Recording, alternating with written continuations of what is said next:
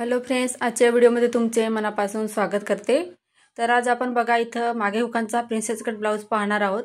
तर हे जे ब्लाउज आहे ते 34 साईजचं आहे। तर हेच मेजरमेंट घेऊन तुम्ही 32 साईजसाठी सुद्धा ब्लाउजची कटिंग करू शकता। आता इथं बघा मी अस्तरचं कापड घेतलंय। तर बंद बाजूकडून आपल्याला पुढचा पार्ट काढायचा आहे। त्याच्यासाठी बघा पाठीमागचा पार्ट पहिले काढून घेते इथं। तर बघा इथं या साईडला मी बंद बाजू न घेता ओपन बाजू आहे अस्तरची खालच्या साईडला ती घेतलेली आहे। इथं बघू शकता तुम्ही। तर या ठिकाणी आपल्याला ब्लाउजची पाठीमागचा भाग काढायचा आहे। तर बघा ब्लाउजची पूर्ण उंची 14 इंच होती, त्याच्यात मी 1 इंच ॲड केलंय म्हणजे 15 इंच झाली। तर या पद्धतीने इथं मार्किंग करून घेऊया आपण। त्याच्यानंतर बघा इथं आपल्याला पाठीमागे हुक राहणार आहे, त्याच्यासाठी पाव इंचावरती एक लाईन ओढून घ्यायची म्हणजे एक्स्ट्रा कापड घ्यायचं आहे याच्यासाठी। तर हे बघा या पद्धतीने मी एक्स्ट्राचं इथं पाव इंचावरती मार्किंग केलं आणि लाईन ओढून घेतली। त्याच्यानंतर बघा शोल्डर टाकायचं आहे 5.5 इंच। त्याच्यानंतर इथं या पद्धतीने चेक करून घ्यायचं आणि मुंडासुद्धा 5.5 इंच घेतलाय मी। आता या पद्धतीने बघा ब्लाऊजची उंची होती ती मोजून घेतली मी आणि इथं आता एक लाईन ओढून घेणार आहे मुंड्याच्या इथं आपण। त्याच्यानंतर आता इथं छातीचा चौथा भाग टाकायचा आहे। तर 34 साईजचं ब्लाऊज आहे। तर इथं 8.5 इंच मी इथं छातीचा चौथा भाग टाकला। त्याच्यानंतर इथं बघा 1.5 इंच आपल्याला मार्जिन ॲड करायचं आहे, त्याच्यासाठी पुढे मी 1.5 इंच वाढवलं आहे आणि या पद्धतीने आपल्याला लाईन ओढून घ्यायची आहे। आता खालच्या साईडला आपण इथं अशी लाईन ओढून घेऊया, मग पुढची मापं टाकूया। तर बघा स्केलने असं मी लाईन ओढून घेतली। त्याच्यानंतर बघा इथं 8.5 आणि 1.5 इंच मार्जिन ॲड केलं तर इथं 10 इंच झालं। तर खालच्या साईडला सुद्धा आपण तेवढंच घेणार आहे 10 इंच आणि या पद्धतीने दोघं पॉईंट आहे ते आपल्याला जोडून घ्यायचे। तर इथपर्यंत तुमच्या लक्षात आलं असेल। आता बघा इथं मुंड्याचा आकार काढायचा आहे आपल्याला। तर 1.5 इंचावरती एक मार्किंग करायचं आणि जिथं आपण मार्जिन तिथं छातीचा चौथा भाग घेतलेला आहे तिथपर्यंतच आपल्याला हा मुंड्याचा आकार द्यायचा आहे। तर बघा या पद्धतीने मी आकार देऊन दिला। आता आपण कटिंग करून घेऊया। तर बघा इथं या पद्धतीने जशी मार्किंग केलेली आपण तशी इथं मी इथं ब्लाऊजची कटिंग करून घेते। तर हे बघा खालच्या साईडला सुद्धा लाईन ओढलेली त्याचवरती आपल्याला इथं कटिंग करायची आहे। इथं बघू शकता तुम्ही। आता इथं आपल्याला पुढचा पार्ट काढायचा आहे। तर पुढचा जो पार्ट असतो तो आपल्याला बंद बाजूकडून काढायचा असतो। तर बघा अस्तर या पद्धतीने मी माझ्या साईडला फिरून घेतलं आणि बंद बाजू घेतली मी माझ्या साईडला। तर इथं बघा एवढा कापड आहे तो कट करून घेऊया आपण एक्स्ट्राचं। आता इथे सुद्धा आपण 5.5 इंच शोल्डर घेतलं आणि 5.5 इंच मुंडा। या पद्धतीने व्यवस्थित चेक करायचं आणि एक लाईन ओढून घ्यायची। तर हे बघा या पद्धतीने लाईन ओढून घ्यायची। त्याच्यानंतर बघा आपण पाठीमागचा जे पार्ट काढला होता तो 15 इंच घेतला होता त्याची उंची आणि आपल्याला पुढच्या पार्टमध्ये 1 इंच ॲड करायचं असतं फक्त पुढच्या पार्टमध्ये। तर इथं मी पुढच्या भागासाठी 16 इंचवरती मार्किंग केलं आणि या पद्धतीने बघा टेपने मोजून मी खालच्या साईडला सुद्धा एक लाईन ओढून घेणार आहे। त्याच्यासाठी मार्किंग करून घेतले म्हणजे आपलं माप चुकणार नाही याच्यासाठी। तर हे पहा या पद्धतीने मी एक लाईन ओढून घेतली। त्याच्यानंतर आता इथं आपल्याला छातीचा चौथा भाग टाकायचा आहे।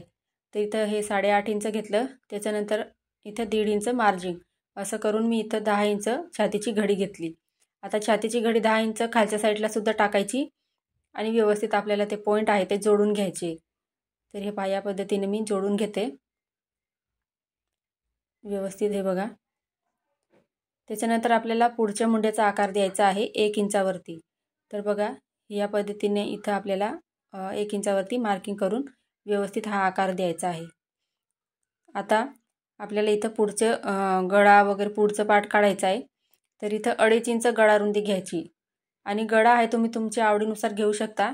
तर इथं मी 7 इंच पुढचा गळा घेते, तुम्ही लहान मोठा इथं घेऊ शकता। आता खालच्या साईडला सुद्धा मी इथं 2.5 इंच गळा रुंदी घेतली आणि या पद्धतीने एक बॉक्स तयार केला आणि इथं गळा काढायचा आहे। इथे तुमच्या आवडीनुसार तुम्ही इथं गळा घेऊ शकता।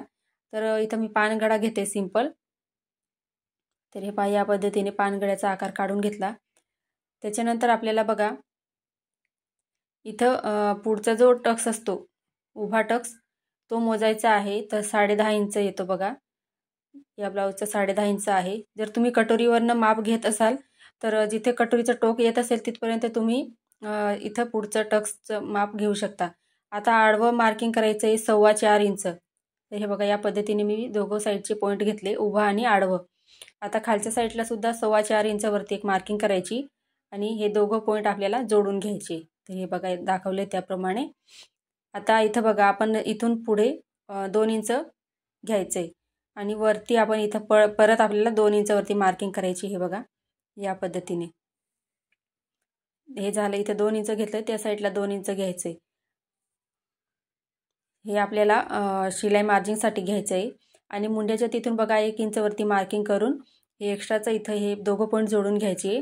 ते आपल्याला पुढचे जे पार्ट आपण जोडणार आहोत त्याच्यासाठी ही मार्जिन घेतलेली आहे मी. तर या पद्धतीने आता आपल्याला आकार द्यायचा आहे. तर बघा तुम्हाला जर व्यवस्थित आकार जमत नसेल तर तुम्ही बघा या पद्धतीने कापड तुम्हाला जसं आकार जमत असेल, जसा तुमचा हात वळत असेल त्या पद्धतीने तुम्ही इथं आकार द्यायचा आहे. तर हे पहा मी या पद्धतीने पुढच्या प्रिन्सेसचा आकार देऊन घेतला. आता बघा या साईडला आपल्याला पुढे हुक नाही आहे, म्हणजे मागे हुकांचा आहे. त्याच्यासाठी बघा तर इथून आपल्याला इथं अर्धा इंच वरती घ्यायचं आहे. अर्धा इंच वरती पॉईंट घ्यायचा आणि या साईडला बघा आपला मागचा पार्ट आपला 15 इंच उंची होती पाठीमागच्या भागाची. तर इथून 1 इंचावरती मी एक मार्किंग केलं आणि हे पॉईंट आपल्याला या पद्धतीने जोडायचे. कारण आपल्याला फिटिंग आहे ते दोघं पार्टचं पुढचा आणि पाठीमागचा भागचं सारखं यायला पाहिजे. याच्यासाठी इथून मी 1 इंचावरती मार्किंग करून व्यवस्थित इथं मार्किंग करून घेतली. आता आपण कटिंग पाहूया. तर बघा सर्वात पहिले इथं मी मुंड्याचा आकार कट करते.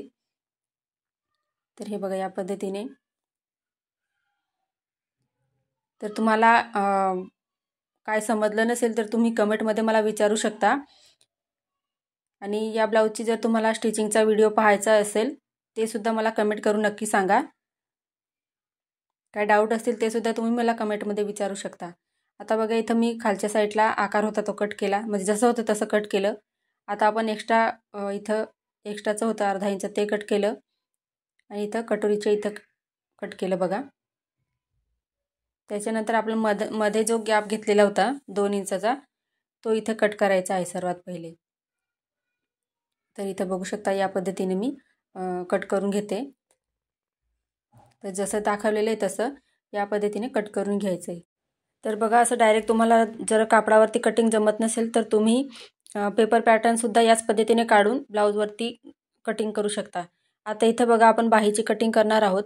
तर बघा या पद्धतीने अस्तर व्यवस्थित ठेवून घ्यायचं. आता इथं 4.5 इंचाची बाही होती त्याच्यासाठी मी इथं या पद्धतीने मार्किंग करून घेणार आहे. तर इथं बघा आपण ची घडी घेतली होती ब्लाऊज कटिंग करताना, तर ती मार्जिनसहित आपली 10 इंच आलेली होती. तर बाहीची घडी घेताना 1 इंच कमी घ्यायचं आहे, म्हणजे आपल्याला इथं 9 इंच बाहीची घडी घ्यायची आहे. तर हे बघा 9 इंच बरोबर आलं आहे. तर आता या पद्धतीने मी कापडाला व्यवस्थित करून घेते. आता इथं बघा 4.5 इंच बाही आहे आणि या साईडला सुद्धा मी 4.5 इंचवरती मार्किंग केलं आणि एक बॉक्स तयार करून घेतला. तर हे बघा या पद्धतीने बॉक्स तयार केला.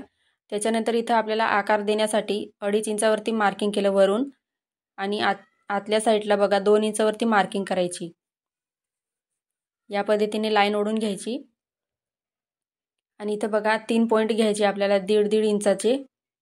मोठ्या साईजसाठी तुम्ही बाही कटिंग करत असाल तर 2 इंचाचा पॉईंट घ्यायचा आहे. आता बघा पुढचा जो पॉईंट घेतलेला आहे त्याला खालच्या साईडला अर्धा इंच आणि पुढचे जे 2 आहेत त्यांना वरती अर्धा इंच असं मार्किंग करून घ्यायची. आता बघा हे 3 पॉईंट आपल्याला या पद्धतीने जोडून घ्यायचे. तुमची जर बाही जोडताना पुरत नसेल तर तुम्ही एकदा नक्की ट्राय करा. बाही व्यवस्थित पुरते पण आणि उरते पण. तर या पद्धतीने जर कटिंग केली तर बाही एकदम व्यवस्थित येते. आता इथे बघा दंडघेर आहे 6.5 इंच. इथे थोडंसं कपडा उरत होता, 2 इंच आपण मार्जिन जर घेतली तर त्याच्यासाठी मी जसं आहे तसं इथं कट करून घेते. तर हे बघा या पद्धतीने मी कट करून घेतलं. इथं एक्स्ट्राचं होतं ते सुद्धा कट केलं. आता बाहीला ओपन करायचं आणि त्याच्यानंतर आपल्याला इथं आकार आहे तो इथं कट करून घ्यायचा आहे व्यवस्थित. इथं बघू शकता या पद्धतीने इथं बाहीची कटिंग आपली झाली. आता कापडावरती सर्वात पहिले कटिंग करून घेऊया आपण. तर इथे बघा पुढचा जो पार्ट आहे तो जसा आपण अस्तरवरती कटिंग करताना बंद बाजूकडून कट केला होता तसंच आपल्याला कापडावरती सुद्धा इथं बंद बाजूकडून ठेवायचं आहे. तर इथं बघा कापडावरती मी चेक करते की पुढचा पार्टसुद्धा बंद बाजूकडून निघतोय की नाही ते. तर इथं बघा याला आपल्याला जसं अस्तर कट केलं होतं तसंच कट करावं लागणार आहे. तर सर्वात पहिले आपल्याला पुढचा जो पार्ट आहे तो कट करून घेऊया. तर हे बघा दोघं पार्ट आहे ते बंद बाजूकडूनच आहे आणि इथं अर्धा इंचाची मार्जिन सोडून मी इथं या पार्टची कटिंग करून घेते. तर बघा या पद्धतीने जर एक्स्ट्राचं मार्जिन सोडून आपण कापडाची जर कटिंग केली तर आपल्याला जोडताना काही अडचण येत नाही. तर हे बघा या पद्धतीने कट केलं. त्याच्यानंतर आपल्याला इथं पाठीमागचा पार्ट जो आहे तो इथं ठेवायचा आहे. त्याच्यासाठी कापड व्यवस्थित ठेवून घ्यायचं. आता बघा कसं जमतंय तसं बघूया. तर हे बघा असं जर ठेवलं आपण तर पुढचे पार्ट जे आहे ते निघणार नाही. याच्यासाठी आपण जसं अस्तरवरती कटिंग केलं तसंच इथं कट करणार आहोत. तर हे बघा व्यवस्थित कापड लहान मोठा जर असेल तर चेक करून घ्यायचा, कारण सर्व पार्ट आपले पुरता आहे की नाही ते चेक करायचे, त्याच्यानंतरच इथं कटिंग करून घ्यायची आहे. तर हे बघा या पद्धतीने मी इथं पाठीमागचा भाग आपण जसा ठेवला होता तसाच इथं ठेवला आणि अर्धा इंचाची मार्जिन सोडून इथं आपण कट करणार आहोत. तर इथं बघू शकता या पद्धतीने मी अर्धा इंचाची मार्जिन सोडून इथं ब्लाऊजची कटिंग करून घेते. तर हे बघा या पद्धतीने कट करून घेऊया आपण. आता आपल्याला इथं बाही आणि जो कटोरीचा भाग आहे प्रिन्सेसचा तो ठेवून कट करायचा आहे. तर इथं बघा बाही या साईडला ठेवते मी, या साईडला बघा, आणि साईड पार्ट आहेत म्हणजे कटोरी आहे आपली ती त्या साईडला ठेवायची आहे. तर इथं बघू शकता त्या साईडला आपण प्लेन आहे तर ते एवढं फिटिंगमध्ये आपलं जाणार आहे. तर त्याच्यासाठी मी त्या साईडला कटोरी आहे प्रिन्सेसची ती ठेवणार आहे. तर हे बघा तर कापड जसं ॲडजस्ट होत असेल तसं तुम्ही ब्लाऊजची कटिंग करायची. म्हणजे अस्तर जर आपण पहिले कटिंग केलं तर कापडावरती ठेवून आपल्याला कापडवर ॲडजस्ट करून ब्लाऊजची कटिंग करता येते. तर आजच्या व्हिडिओबद्दल काय डाऊट असतील तर तुम्ही मला कमेंटमध्ये विचारू शकता.